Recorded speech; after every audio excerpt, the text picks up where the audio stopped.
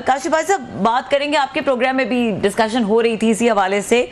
ये जो अमेरिकी कांग्रेस की करारदाद के बाद हम देख रहे हैं एक सिग्निफिकेंट हैपनिंग हुई है। यूएन का ये ह्यूमन राइट्स का एक वर्किंग ग्रुप है जिसने बानी पीटीआई की गिरफ्तारी को, उनको हिरासत में रखने को इल्लीगल करार दे दिया है। How impactful is this statement? तो ये हुकूमत का फेलियर बहुत बड़ा है। हमारी जो गवर्नमेंट है वो मेरा ख्याल है ये सफारती महाज के बड़े दावे करती थी, लेकिन सफारती महाज पे बहुत बड़ा फेलियर है ये हमारी हुकूमत का, कि वो यानी खराबियां तो हैं, ये तो हम जानते हैं कि इलेक्शन में बहुत से खराबियां, और इमरान खान को जबरदस्ती सजाएं देकर अंदर रखा हुआ। बातें तो दोनों ठीक है, लेकिन अमूमन हुकूमतें इसको मैनेज करने की कोशिश करती है, मैनेज नहीं हुआ है। अच्छा Kashif, is it just lobbying? जो हमने पहले भी अमेरिकन कांग्रेस वाली चीज देखी, आपको लगता है कि वो सिर्फ लॉबिंग का नतीजा थी और अभी भी ये जुल्फी बुखारी ने इसके लिए एफर्ट्स की, तो ये सिर्फ कनेक्शंस हैं, नेटवर्किंग है जिसके ये नताइज हैं, या there is some kind of realisation, या वहां पर कुछ सोच इस के पीछे है मौजूद? लेकिन अगर आप मुझे ये कह रहे हैं कि 368 के करीब वोट लॉबिंग के नतीजे में रिपब्लिकन और कांग्रेस और रिपब्लिकन और डेमोक्रेट दोनों के मिल सकते हैं, तो मैं तो बहुत हैरान हूंगा आपकी इस सेक्शन पे कि ये लॉबिंग की वजह से हो गया। कौन 368 कांग्रेसमैन को इकट्ठा कर सकता? कौन, किसके लिए ये मुमकिन है कि वो 368 वोट्स अपने लिए डाल ले और खिलाफ हुकूमत सिर्फ 8 वोट कर सके? देखिए, आपको याद होगा कि इससे पहले जब भी अमेरिका में फॉरेन ऑफिस की या स्टेट डिपार्टमेंट की या व्हाइट हाउस की ब्रीफिंग में पाकिस्तान का सवाल पूछा जाता था, वो कहते हैं इंटरनल मैटर है पाकिस्तान।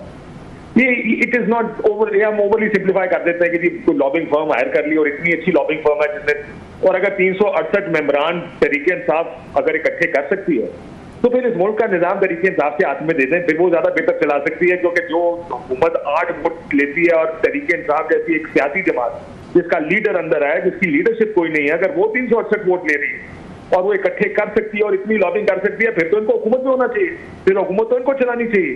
तो ये इवन जुल्फी बुखारी साहब का जो है, देखिए मैं फिर ये कह रहा हूँ कि केसेस दुरुस्त है, बात दुरुस्त की है दोनों सूट से। पाकिस्तान के इलेक्शन रिग हुए, एक बड़े पैमाने पे धांधली हुई है, और धांधली भी इस दफा बड़ी महंगी किस्म की धांधली। इमरान खान साहब को अंदर रखा गया, ये आप भी जानते हैं, साइफर का सामने आ गया, इद्दत का भी केस, आखिरी सजा जो उनकी है वो भी मुझे लगता है अगले केस में खत्म हो जाएगी। तो रखा तो अंदर सियासी बुनियादों पर गया, इलीगल डिटेंशन है, सियासत की बुनियाद पर क्या हुआ, इसमें तो कोई शक नहीं। लेकिन ये लॉबिंग का नतीजा मुझे नहीं लगता। ये हुकूमत की नाकामी भी है, जिससे सब जवाब जब मांगा गया कि सोर्स ये कहता है, तो उन्होंने सोर्स का उस चीज का कोई जवाब ही उन्होंने नॉन सीरियस लिया सारी चीज को, जिसकी वजह से फिर उन्होंने सोर्स की बुनियाद पर सारा फैसला सुना। काशिफ, बहुत शुक्रिया आपका, आपने हमें ज्वाइन किया, टाइम निकाला। सर, आपने अभी बड़ी खूबसूरत बात की है कि मेरा भी ये व्यू रहा है पहले दिन जब ये खबर आई थी कि 368 लोग जो हैं उन्होंने ये करारदाद के हक़ में वोट डाला है, तो ये अकेले खान साहब या उनकी पार्टी के लिए तो नहीं हो सकता। 50-60 चलो बहुत बड़ी बात होगी, 100 लोग इकट्ठे कर लेंगे, 368 तो नहीं हो सकते। आपको क्या लगता है तो फिर इसके पीछे क्या ऐसी अचानक ये उनको अमेरिकन को बैठे बिठाए एक उनके जहन में आया कि हमने पाकिस्तान के रिग्ड इलेक्शन पे हमने बात करनी, स्पेशली जब वो आप देखते यूक्रेन में वो फंसे हुए हैं, वहाँ फ़लस्तीन का मसला हमास का और इसराइल का चल रहा है, ख़ुद वहाँ पे उनके अपने इलेक्शंस आने वाले हैं, वो उनमें बिजी हैं, लोकल पॉलिटिक्स है, उनका ट्रंप वर्सेस बाइडन साहब के इशू चल रहे हैं बहुत सारे। अचानक फिर उनको क्यों ख्याल आ गया नहीं जनाब के पाकिस्तान के ट्रांसपेरेंट इलेक्शन पर बात करनी ज़रूरी है? आपको इसके पीछे क्या लगता है सर? आपने इंटरनेशनल अफेयर्स कवर किए हुए हैं, फॉरेन अफेयर्स आप भी कवर करते रहे, थोड़ी सी कोई इंसाइट आप भी बताएं कि फिर क्या वजह हो सकती है सर? देखिए, फॉरेन ऑफिस से आप बात करें ना तो वो चाइना विजिट के ऊपर और इस तरह की चीजों की तरफ ये उंगली उठा के कहते हैं कि ये उसका रद्द-ए-अमल ज्यादा नजर आता है। मेरा ये ख्याल है कि ये इसमें चाहे चाइना हो चाहे जो भी हो, अमेरिकन कांग्रेस का ये इतना बड़ी मेजॉरिटी के साथ पाकिस्तान को वोट डालना, ये तो इसका ताल्लुक सियासत से है, इसका ताल्लुक सियासत के अलावा और किसी चीज से।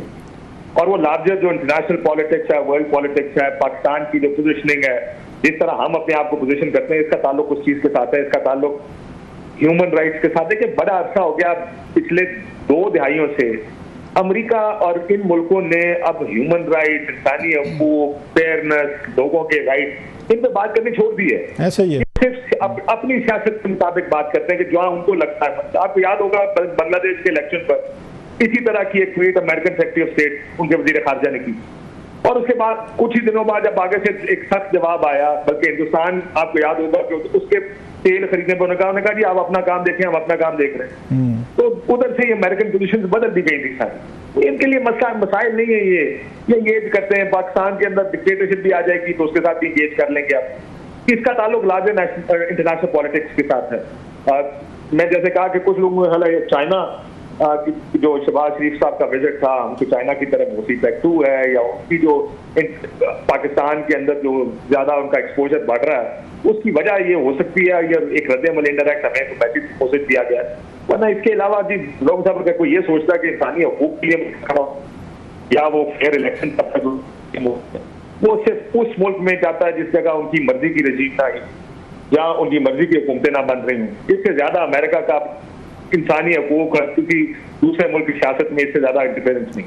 अच्छा, ना उनका इंटरेस्ट। आपने बड़ी अच्छी बात की है सारी, और हम देख रहे हैं कि ये पीटीआई ने कोई इतनी बड़ी ओनरशिप नहीं दी। जैसे वो सेनेट की प्रोसीडिंग हुई थी, कमेटी में, अमेरिकन सेनेट की कमेटी थी जिसमें हेयरिंग हुई थी, डोनाल्ड लू भी पेश हुए थे। देखिए, एक तो वजह ये हो सकती है कि उनको भी कोई लार्जर पॉलिटिक्स की कोई सेंस होता हो, लेकिन दूसरा आप याद रखें कि तहरीक इंसाफ ने एक बहुत बड़ा एक बयानिया बनाया था कि इंटरनल ये इंटरफेरेंस था, के हमारे मामलात में इंटरफेरेंस कैसे की अमेरिका ने। जो आपको याद होगा डोनाल्ड लू का बयान एक आया था, वो जो साइफर आया था पाकिस्तान जी। अब ये नहीं हो सकता कि एक इंटरफेरेंस अच्छी है और एक इंटरफेरेंस बुरी। लेकिन यूएन और अमेरिकी करारदाद, मैं इन दोनों को सेपरेट नहीं देखता। मेरा ये ख्याल है कि अमेरिकी करारदाद उसी तरह इंटरफेरेंस या हुकूमत गिराना या ये इस तरह के मामलात पर इंटरफेरेंस, क्योंकि वो इस तरह के बयान भी सियासी बुनियादों पर देते। लेकिन यूएन, क्योंकि हम यूएन की बॉडी और उसके जो कन्वेंशन हैं, हम सिग्नेटरी हैं उनके, और यूएन का ये मैंडेट भी है कि मुल्कों में किसी जगह खराबी हो रही हो तो यूएन उसमें अपना व्यू दे सकता है। ना सिर्फ ये दे सकता है बल्कि फौज भी यूएन की उसके छतरी के नीचे जाया करती है जगह जगह। तो इसलिए यूएन वाली को ज्यादा सीरियस लेना चाहिए।